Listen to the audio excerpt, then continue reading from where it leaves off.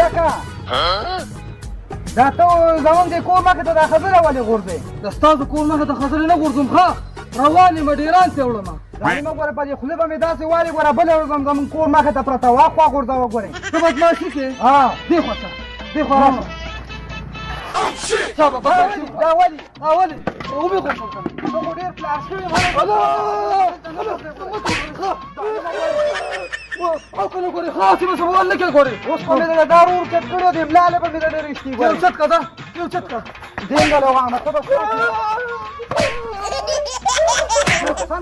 ډاکټر روانه ډاکټر لا ګوره ځانې وګوره اوس ته ګوره راشه سم شه ښه تعلیم دې ویښونه مې مې ته په دې زه ګوره بلا خرچه کوم او کنه څنګه خرچه دې کوم ښه او کنه ګوره خو داسې نه پرې جوړه که زه درپسې بېبې راولم بابا دا چک کړی ده اچھا ولې بېبې دې غوښه نه درکوي ښه په خلکو چکونه واچوي بېبې راولم ودرېږه راولې زه شابه دومره نرې دلته ودرېږه ولاړ یم شابه ځه بالکل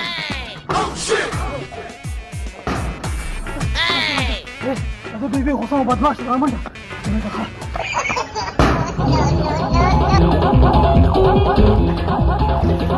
بېبې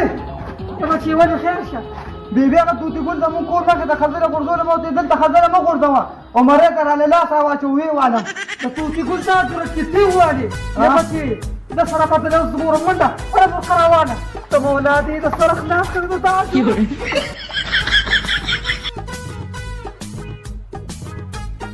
اوس په زړه ته دا سرمن په ولټه سره وباسم زه ته وایم څنګه بچیانه انا ورخه راکړه نو سر به دې مات کړو زما سر نه کنه ما مې یو دوه پړقو والو خو زه یې ډېر والم هذا بيغمى شرازة هذا هذا رامن رامن هذا تعطيني ولا ها دا څه کوم نور باندې راځه بیبي یا بیبي څه شوې دا تا کیف واکیده کنه یا بچي ولې داسې وارخطا یې ها او زه بو دا په څه بچي یو بیبي داسې کار کنه تاکي کې راځه راځه نو په لار روان او خو خپل ځان نه بدمعش تاسو او داسې ونیولم او یې والم وې ته خزانه ما غورځوه دا نوې دا چې ته وایې او ریان بچي رالو هی بیبي داسې کار دی که نه دې اوچت کو او داسې روویشتو ښه تورې که زه فرقه رالم کور ته ورپسې ورځم نه بیبي کور ته پسې مه ورته ښه نوې بیبي سمه بدماشه ده خلکو پسې کور ته ځي زه دارې راشي که نه نو په خپلو پښو به رانه بیا کور ته نه ځي دا مې ورته وویل ها بیبي سم ستړی شو اوس رانه دې اوبه راواله شاته ضرور ورکه بچي رالم دله خوب خولې بچي نه خوب نه یم ښه زه اوبه درله رالم ورکه بچي یا نوې د بچیانو تا ماله زړه خلاص کړ په توتې ګلو سته ماشوم یې راتېر شه بیبي هغه سره مه جنګوه بله وروړه بېله دا ورچه وړمه تورګه چې ورشمه ښځه بس خېږې ځه دې بره کوټې ته خېږي درغلم سم پې راکېغوستې دي یا ښځې ولې دا څومره چې هغه لښتینک زوی دې څه شو لښتینک زوی مې کور دی ولې وایم زما زوی والي دې خیال دې او دا زما زوی چې والي دی ستا زوی کې هم ډېر هارښت دی ها تاسو کې دوه سرې چینجې دي دوه سرې او ستا په زوی کې هم دوه سرې چینجې دی ډېرې خبرې مه کوه تغیر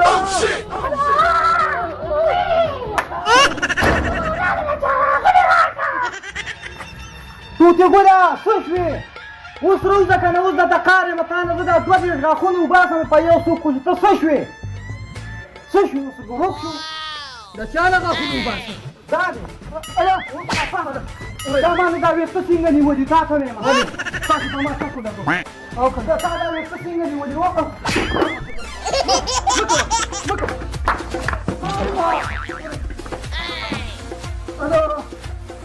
مخ راله مه روزه مه کوه ګورې ښه او که نه ولې خپل خبر دې پاتې خو مې کار نه کوي که نه نو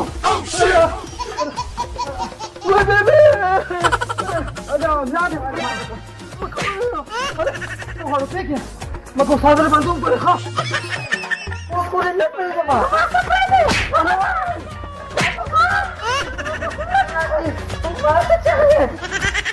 مکو پرې ښه او کار رانه مه بندوله که زه دې کومرې زور کومه پرې مکو دا خو ډېر ماشین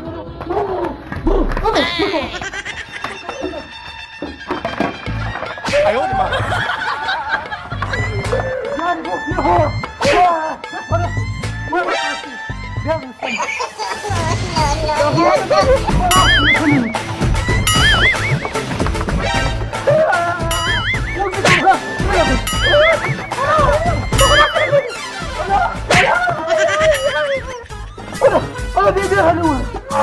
نبي بشير هذا انا ما تبي بيها واحد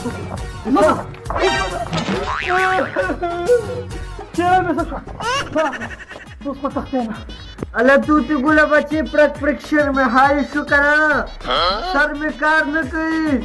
خبر رابانی بدی لگی تو تی گولا بچے رابانی خبر بدی لگی دا تو تی گول بیری پہ کشی رامون کور نہ خطڑی ران نہ کور دیں کنا یہ تو تی گولا بچے خبر رابانی بدی لگی بے بے پاس خیر دے خبر رابانی بدی لگی بچے کرا بس بے بے خبر میں کوچ بدی رابانی نے کی دا پریکشن میں ہائی شو بچے تو بے بے رادا اللہ تسلم نہ رہا بچے وہی کنا بچے تو بے بے خیر پسر رہا زورو کا کنا بچے بے بے پسر دے زور کوما اللہ بچے بے بے مانے کو سنڈا باری سکریا کو چونڈا رہی تھی مکر دا بے بے مجھے تیمی کی دس الٹے روشت بچے سر ہے رالت وزایا کو بچے بے بے وزایا خونہ دے رہا چوک چک چوڑ بے بے وہی بچے تاتا سے پتر سر میں کار نہ کئی خدا بے بے اگا گولے خورا کنا اگا پرک پریشر والا اگا بچے ریانے رالا سکو بے بے ریانا آگا دے کوٹی تا خدی راکوش آگا دے اولائی اللہ ریانا راشا ورطو ہے راگلی بابی بے بے ہے دلم لکڑا آگا دے بس راگلی بے بے راگلی اولائی بچے شابر آمڑا کہ بے بے دا بس چاڑیا سر میں کار نہ کئی بچے بے بے دا گورا خواہ منگوال کھولے گا دے پر کوٹی ہے تا خلطی راگلی لوگ دے بے بے لپسر زورو کا شاہ پر زور نہیں کرا بچے پسر راگا زورو کا شاہ بے بے سر خبر گوا شاہ پر قلع رہی اوئی آگا بے بے نے 104 سپیڈ ورکڑی لگا پا مزا زا ریشا تو تو دی گل پا بے بے خو آواز بد لگی کنا بے دماغو لمی یو سوچ راگلی دی دس رضا یو پاٹ کو اس پا دی خوشم تو تی گولا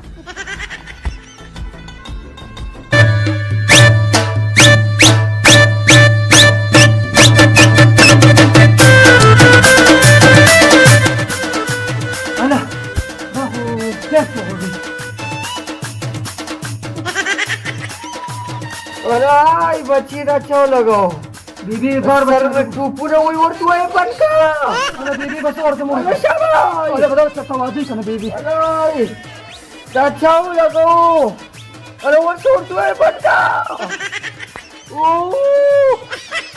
اولا سر میں ترقائی چارو کے پچھا پچھا پچھا پچھا وی دلتا غوز تیب گا گیدو وہ سوکم نشتا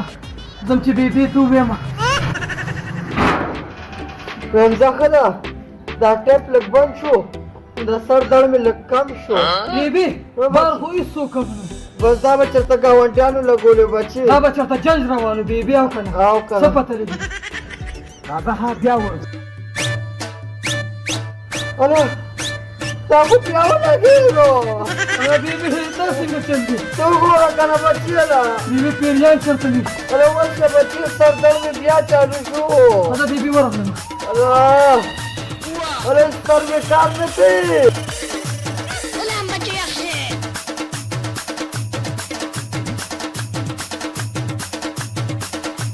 Gazalma bir khoki. Ve istapa sak sabunu. بنکا ملا بنکا بنکا بنکا وما بی بی نا جوڑ دا تاسو ټیپونه غږوي دلته ولا چې نا جوړ راکنه ولی تاسو را زما جګړه راغلی دا ته ځکه غږوم چې تاسو له قار درځي هغه ګوره زما بی بی وګوره پسره دل دی او کنه نو پرېشر خای شوی دی بس دا مې د هغې د قاره لګولې انا دغه اوس روانه غره ها شنو منو را شوندار بدل او کنه موږ دوی غره په دې سره د سټ نه بدونی مو دي لختي کې غري واچو غره او کنه تاسو دوی کنه او د خیر ول زما مرګري نشته څو قسم په خدای چې هغه ورچ ولې څو غره خاو کنه غره منی دې غره منی دې غره هغه ولې وکړو غره نه نه په مړه د زور کې به ته مې واسم به نه جوړ دا اور بسره کو دي تیار هغه شیر اوس په مړ شي مر په موږ بتاوان هغه کنه اور د بسره چاته وي د موږ نو دې غره نه شه د ټاټو نو دې غره یو کنه خبره کوي دې دې دا کوس می یو څوک واري د وربوز به مې کو کړي زند خو سم شه کنه زته وځه هغه بعد ما شي مګه قسم په خدای چې هغه هغه غره تاسو غره دوی غره زوس په مرګري راولم ښا ځان سره یو سل نور امر ولا کلیا استقامت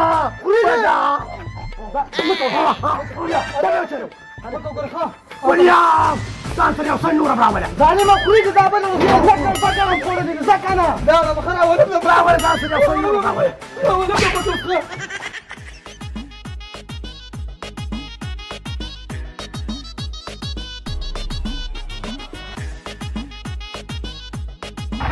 په السلام علیکم وعلیکم السلام انا دا تاسو مې خبره کومه مړ خر مې ته کوټ شوی دی یار وایا ما څه خر دې ګور دلته ما ته نه ویلي چېرته څه مسله راځي ما ته وایا او تابعدار دې ما به اوس یو مسله ده خدا روب دی کین ما ګاډي کې خواځه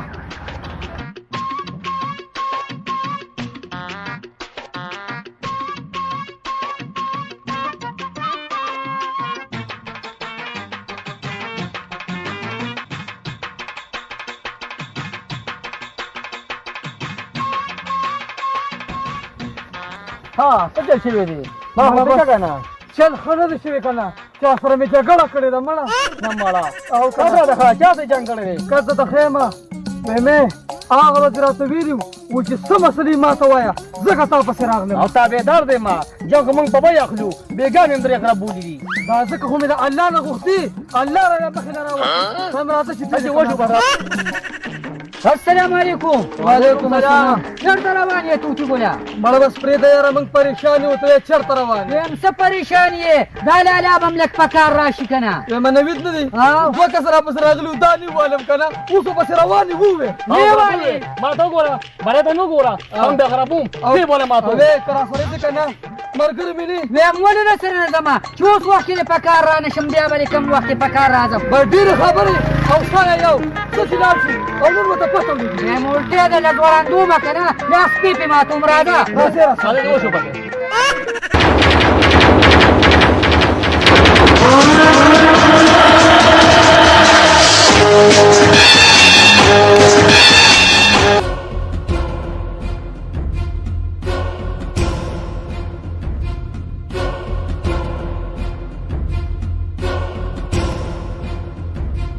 بچي نن به سره داسې عمل کوم داسې چې دا سټ په دله پر لار خو راماتوم بچه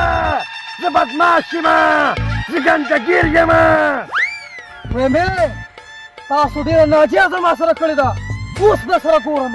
نه ونه کړی درته ویم ګوره ښه نه څوک نه کوي ښه یاد ما چې وګورئ ما ته وګورئ کار پرېږدئ هلکه ګورې دیوالې شه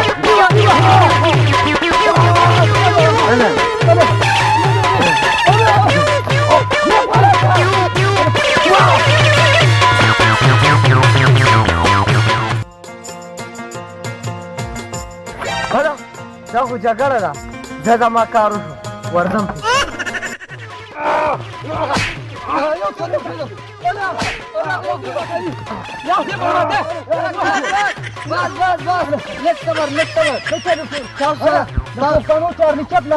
یو منټ تاسو زما ډېر ضروري کار دی لږ صبر ما وې کله دوی ملګري راغله یو خو ته نه وتښتېدو یو منټ دا کټ ته والا او دا ته والا داسې کار دی که نه زما دغه مخامخ کلینیک دی خلکو له علاج کوم 500 روپۍ فیس الم او تاسو جګړې نه پس که چا سر خپل لاس مات و زما کلینیک ته راځئ تاسو سره به ګزاره کوم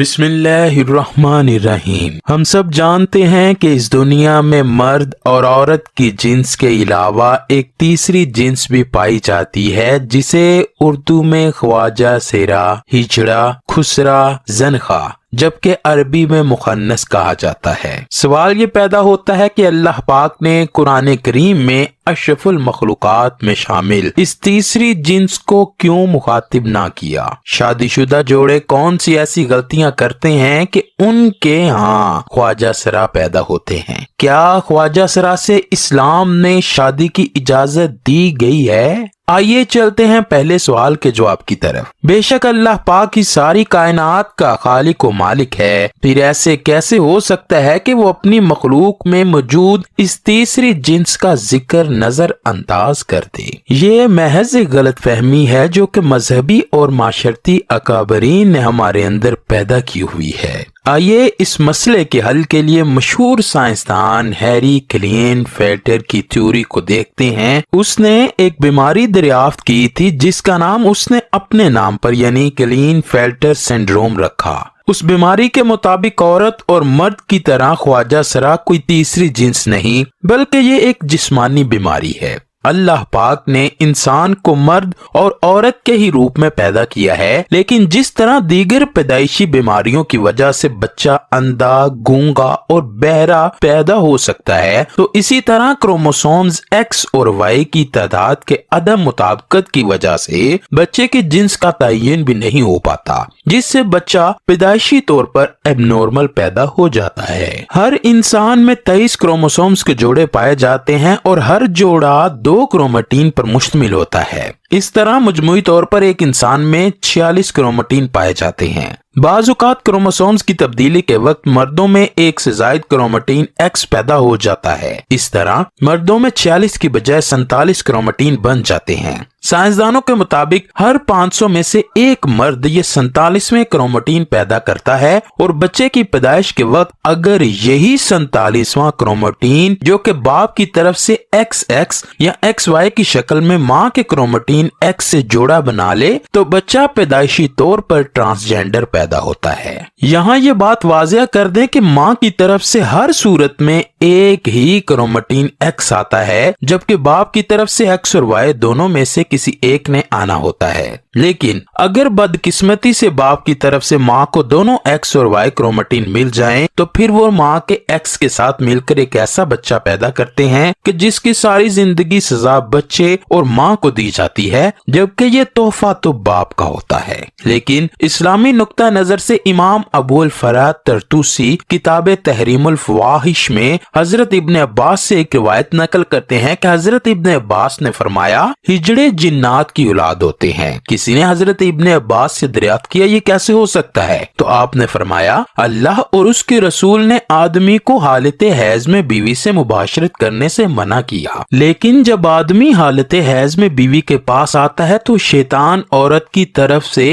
آدمی سے پہلے پہنچ جاتا ہے۔ اس لیے ہمارے پیارے نبی نے فرمایا کہ جب تم میں سے کوئی اپنی بیوی کے پاس جائے تو یہ دعا پڑھ لیا کرے، اور وہ دعا ہے کہ اللہ کے نام کی مدد سے اے اللہ ہمیں شیطان سے محفوظ رکھ اور ہماری اولاد کو بھی شیطان کے شر سے محفوظ فرمانا۔ تو اس طرح شیطان انسان کو کوئی نقصان نہیں کر سکتا۔ قرآن کریم کی سورہ شورى میں اللہ پاک اپنی حاکمیت بیان کرتے ہوئے ارشاد کرتا ہے بے شک اللہ آسمان اور زمین کی حکومت اللہ کے پاس ہے، وہ جو چاہتا ہے کرتا ہے، وہ کسے چاہتا ہے بیٹے عطا کرتا ہے اور جسے چاہتا ہے بیٹیاں دیتا ہے، جسے چاہتا ہے ملا جلا کر عطا کرتا ہے اور وہ جسے چاہتا ہے بے اولاد رکھتا ہے، وہ تو جاننے والا اور قدرت رکھنے والا ہے۔ ہمارا یہ ایمان ہے کہ اللہ ہر چیز کا مالک ہے، وہ جو چاہتا ہے کرتا ہے اور کسی پر ظلم نہیں کرتا۔ آئیے اب تیسرے سوال کا جواب دیتے ہیں کہ ہجڑے سے شادی کی جا سکتی ہے یا نہیں۔ ناظرین گرامی، بات یہاں پہ یہ ہے کہ ہجڑے کوئی الگ مخلوق نہیں بلکہ وہ بھی انسان ہی ہیں۔ خلقی اوصاف کے اعتبار سے ان میں سے بعض مردانہ اوصاف سے محروم ہوتے ہیں اور بعض زنانہ اوصاف سے۔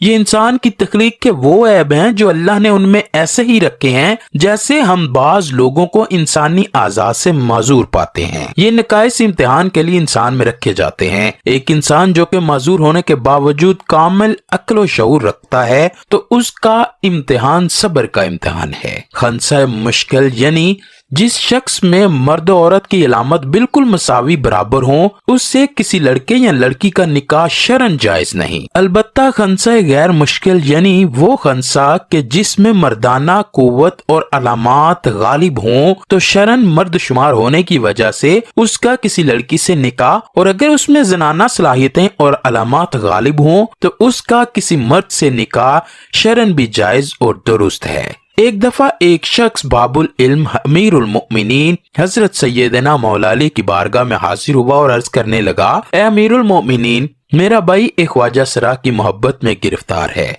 जब हमने उसको इस मकरू अमल से बाज रखने की कोशिश की तो उसने उस मुखन्नस से शादी कर ली। अब आप बताइए कि क्या यह निकाह जायज है? जब ये मामला सैयदना अली के सामने पेश किया गया तो आपने ख्वाजा सरा से दरियाफ्त किया कि तुम्हारी मुशाबहत मर्द की तरह है या औरत जैसी? ख्वाजा सरा ने बताया कि मुझ में मर्द और औरत दोनों की खुसूसियत पाई जाती है, मुझे माहवारी भी आती है और मैं मर्दों की तरह भी जिंदगी गुजारता हूँ। हजरत सैयदना अली ने अपने गुलामों को हुक्म दिया कि इस ख्वाजा सरा की दोनों तरफ वाली पसलियां शुमार की जाएं। अगर बाई जाने वाली एक पसली कम दिखाई दे तो फिर इसको मर्द समझा जाए, वरना इसको औरत तस्लीम किया जाए। जब ये वाज़ेह हो गया कि ख्वाजा सरा की एक पसली कम है तो हजरत सैयदना अली ने फैसला सादिर फरमा दिया कि इसे मर्द शुमार किया जाए और इसके शोहर और इसके दरमियान अलहदगी करवा दी जाए। इसी तरह ख्वाजा सरा की विरासत का भी मसला है कि अगर तो वो मर्द के मुशाबे है तो मर्द का हिस्सा पाएगा और अगर औरत के मुशाबे है तो औरत का हिस्सा पाएगा। अफसोस, हमारा मुआशरा जो कि इस्लामी मुआशरा कहलाता है, इसमें ख्वाजा सरा को इज्जत और एहतराम हासिल नहीं जो कि आम मर्दो जन को हासिल है। जबकि इस्लाम में कुदरती तौर पर पैदा होने वाले हिजड़े बच्चों के लिए विरासत में हिस्सा रखा गया है। इस मामले में सबसे पहले वालिदैन को शऊर देना चाहिए कि अगर कोई ऐसा बच्चा पैदा होता है तो इस सूरत में उसे घर से निकालने की बजाय माजूर समझकर मुआशरे का कारामद शहरी बनाया जाए। इस सिलसिले में दूसरी और बड़ी जिम्मेदारी हुकूमत वक्त पर आयद होती है कि उन पर जो काम काज के दरवाजे बंद हैं, जिनकी वजह से वो सड़कों पर भीख मांगने तक मजबूर हो जाते हैं, वो खत्म किए जाएं। इस सिलसिले में कानून तो मौजूद है लेकिन अमल उस पर नहीं हो रहा। बहरहाल हमारी आज की वीडियो इसी सिलसिले में एक काविश थी कि उन लोगों को वो हकूक दिलाए जाएं जो कि बाकी तमाम शहरियों को हासिल हैं। मेरी आप सबसे दरख्वास्त है कि ख्वाजा सरा को हकारत की नजर से देखने की बजाय उनको भी इज्जत और एहतराम दिया करें जैसे कि मुआशरे के दूसरे तमाम अफराद को हासिल है। अल्लाह पाक मुझे और इस वीडियो को देखने वाले तमाम अफराद को कलीन फेल्टर सिंड्रोम जैसी बीमारी से महफूज फरमाए। कमेंट सेक्शन में